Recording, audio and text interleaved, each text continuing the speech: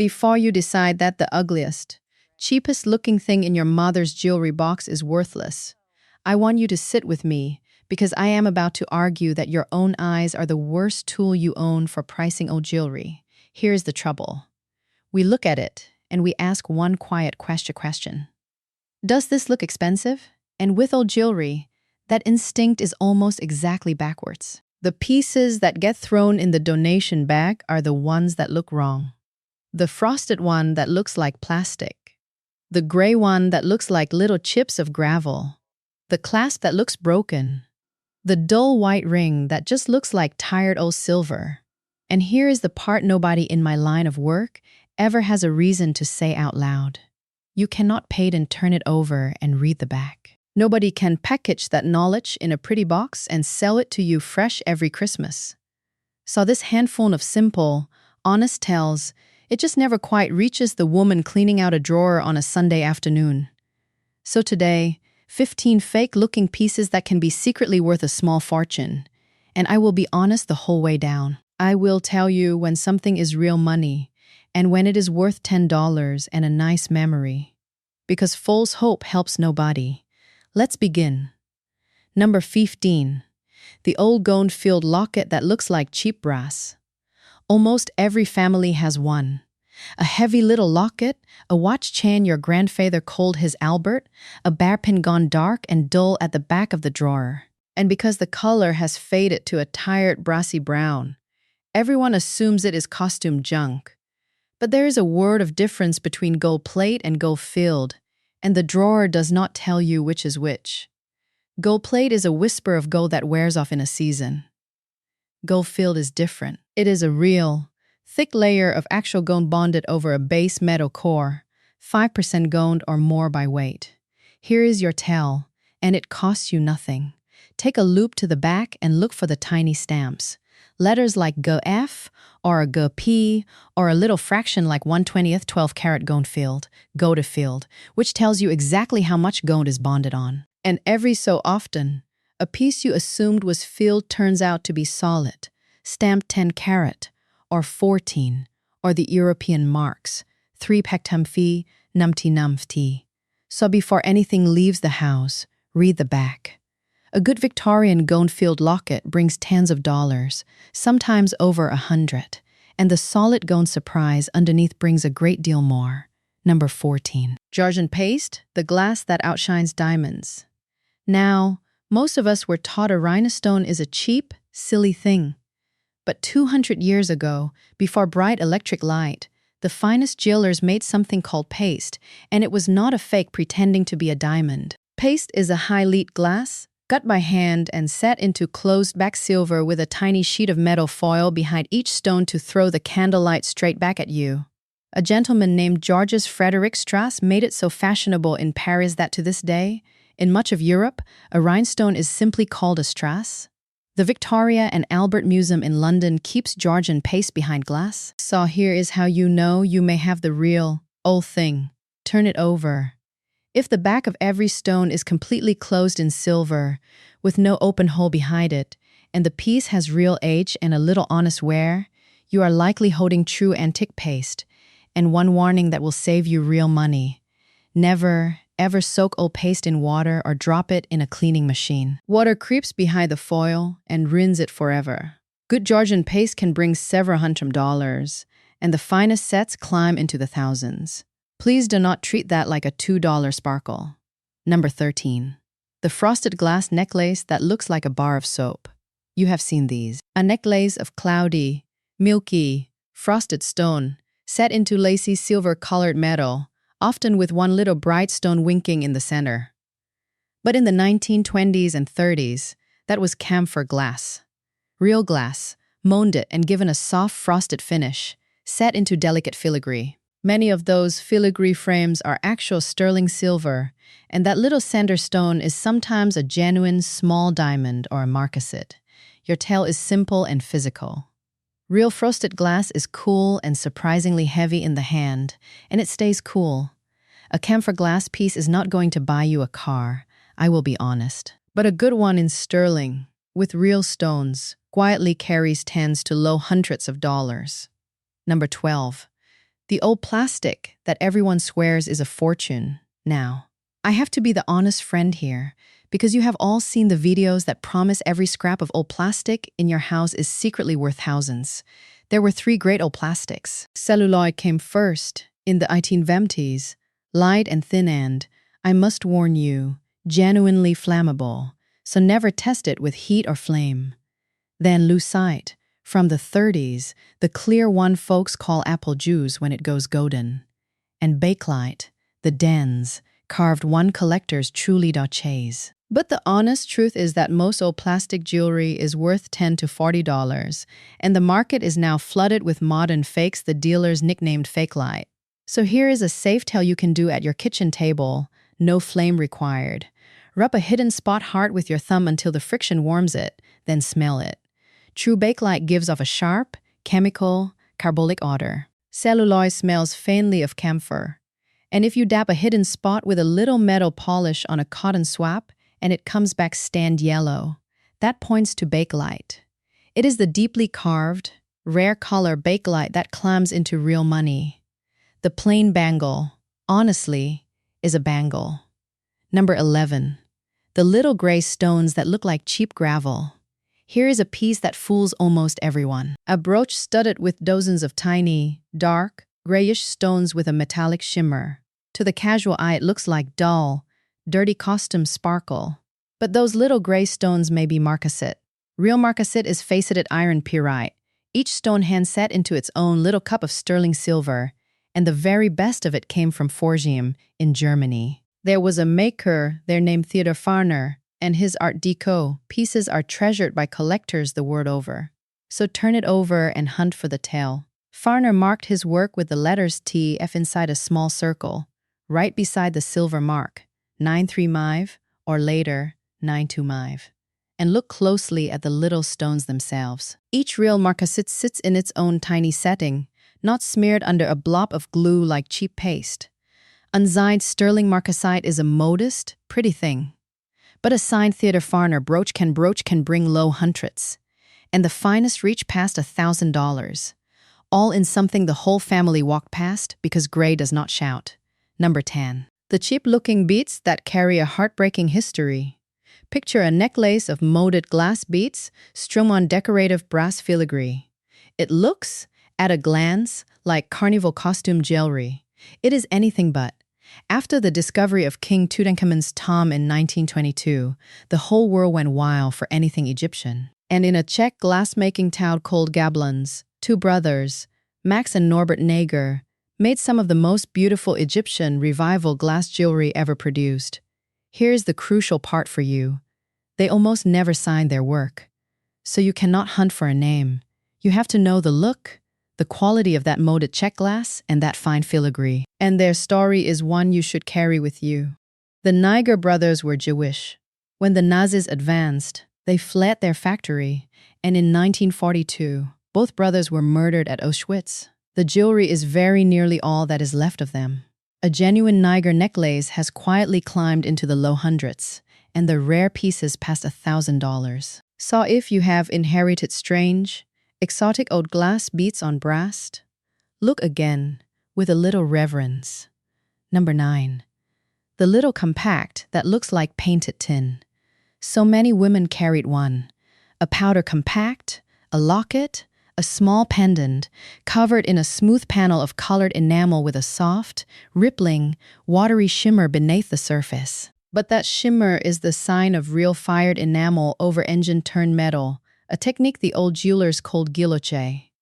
The metal underneath is cut with a fine repeating pattern, then translucent glass enamel is fired over the top, so light dances through it and bounces off the engraving below. The great house of Faberge built its legend on this technique, and 5 Swiss and French makers used it on the best compacts and lockets. Here is how you tell real fired enamel from cheap paint. Real enamel is glass. It is cool to the touch, glossy and hard, and when it fails, it chips like glass in little conchoidal flakes rather than peeling like paint. Look underneath for a silver mark. A modest Guilloché compact runs from tens into the low hundreds, and a fine-signed piece climbs far beyond that. Now, before the top eat, where the numbers get serious, one small favor. If this is helping you see that jewelry box in a new light, take a second and tap subscribe. This is American Tool Legends, and every week we find the hidden worth in the ordinary things your family left behind. And one honest reminder, nothing I say here is a formal appraisal. When a piece looks promising, the next stop is a certified appraiser, not the comment section. All right, back to it. Number 8, the rhinestone clip. That is rhinestone clip that is brighter than it has any right to be. Fur clips and dress clips turn up in every old jewelry box, and most of them truly are ordinary costume sparkle.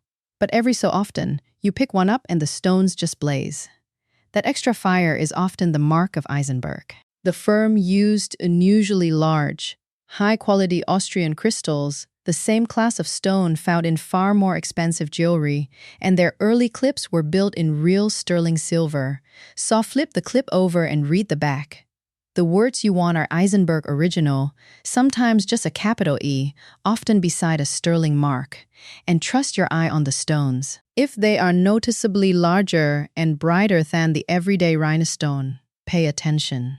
Side Eisenberg Original clips regularly bring low hundreds of dollars, and the rare Figaro designs climb higher still. Number 7. The brooch that looks broken but never was. This one breaks my heart, because I have watched good money thrown away over a simple misunderstanding. You find an old brooch, and the back seems wrong. The two halves slide apart, or there is a wobbly frame. Everyone assumes it is damaged. But that is very often a convertible piece, and that mechanism is the clever, valuable part. Designers built brooches where two dress clips lock into a single frame, so a woman could wear one grand brooch to the evening affair, then split it into a matching pair of clips for daytime. It was meant to come apart, so test it gently. See if the halves seat cleanly into the frame and the clips snap firm. And here I will be honest, because this is where those other videos oversell. Most convertible pieces are costume, worth $30 to $150. But when one is built in platinum and set with real diamonds, it climbs into the thousands. The lesson is not to assume the ceiling. It is to stop assuming it is broken and have it looked at. Number 6. The glass button with a tiny world painted inside it. Now we reach one of the most enchanting things you can find.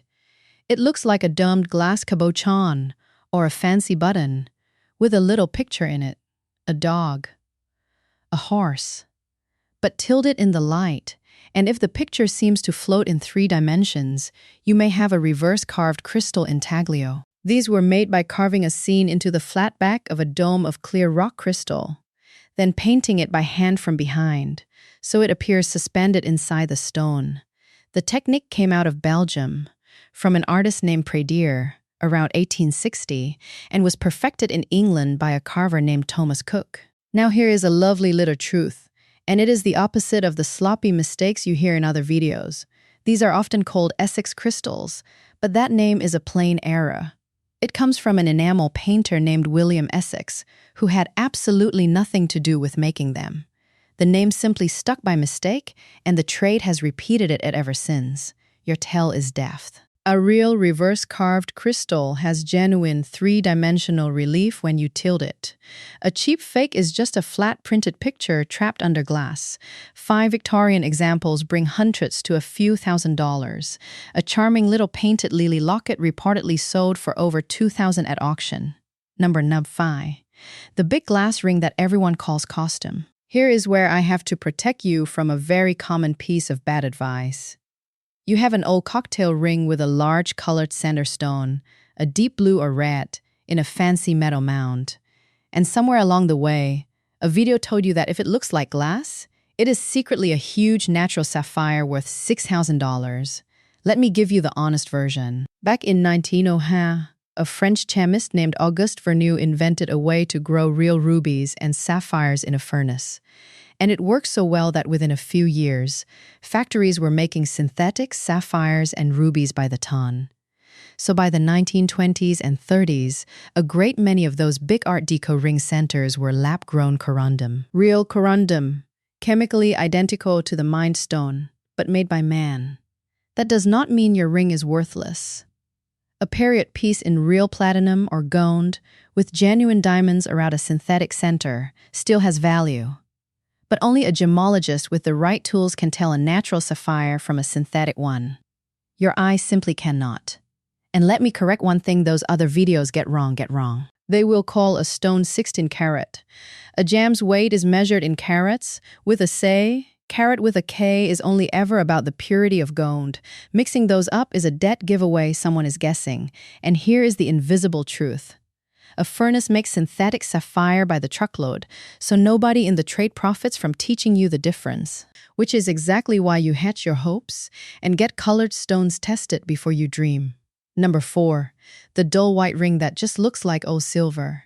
Feel for this one. A plain white metal ring or brooch. No bright shine. Maybe a little gray, easy to dismiss as tired sterling. But pick it up.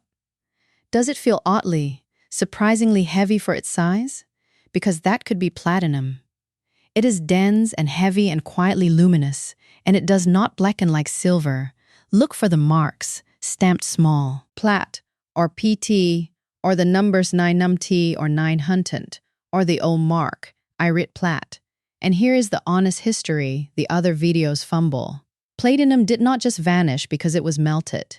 In 1942, the United States War Production Board declared it a strategic war metal and banned it from civilian jewelry entirely. That is why jewelers turned to white gold, popularized by a New York jeweler named Guilloché around 1917, and to palladium. So a real platinum piece most often dates from before or around the war, which is part of why it is scarce. A platinum and diamond piece routinely runs into the thousands. But verify that mark and have it weighed and tested. Do not spend the money in your head before the stamp confirms it. Number 3. The brooch that looks like a painted souvenir. Picture a little oval brooch with a spray of flowers on a black background. So smooth and precise it looks painted on, like a pretty trinket from an old trip abroad. But run your fingertip across it. If it is perfectly smooth stone, cool to the touch, and you can see the natural grain and veining in the colors, you may be holding Pietra dura. That is Florentine hearthstone mosaic, where craftsmen cut tiny slivers of real lapis, malachite, and jasper and fit them so tightly the seams nearly disappear. It is a Medici tradition, still honored in Florence at a workshop called the Opificio della Pietra dura. And here is a distinction people mix up constantly. Pietra dura is fitted pieces of solid stone. Micromosaic is a different art, built from hundreds of tiny glass tiles. Under a loupe, real stone shows smooth veining, while a cheap printed fake shows a dotted pattern. A good Victorian Pietra dura brooch brings low hundreds into the low thousands. Number how? The dented silver that looks unfinished. This one truly does look like a mistake.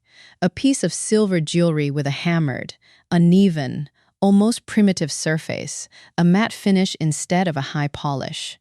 But that hand-hammered look was the whole point. It is the arts and craft style, a proud rebellion against soulless machine-made shine. The most collectible of all came from Liberty of London, a line called Cymric, much of it designed by a brilliant manxman named Archibald Nux, full of flowing Celtic knotwork and rich enamel. So look for the tell. English hallmarks and the word Cymric, or all in co, stamped small. And feel that planished, hand-hammered surface. Side Liberty and Nux pieces bring hundreds, and the finest climb into the thousands. The dent you were about to apologize for is the signature of the art. And now, number 1, the magic signature that might be a lie. Here is where every other video tells you the same fairy tale. Find the tiny word Cartier, or Van Cleef, or Tiffany hidden on a clasp, and you are suddenly rich.